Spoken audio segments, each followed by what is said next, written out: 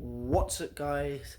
And yes, it's episode 3 of Make a Weird Noise at Home with Crimson Volley for my college work. I'll regret this one because I don't like this item, but hey ho, it's life.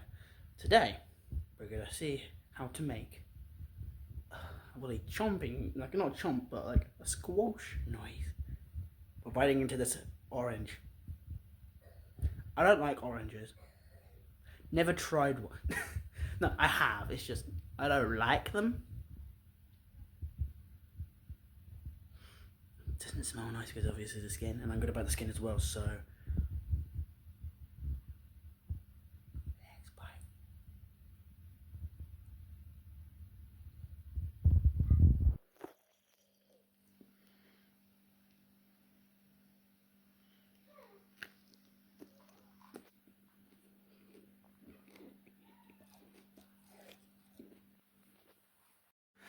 And that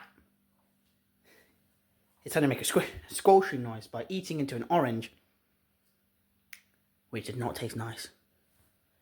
Big up to the Crimson Volley. Big up to bloody oranges. Big up to orange peel things. Almost naming sick. Or a squashing noise.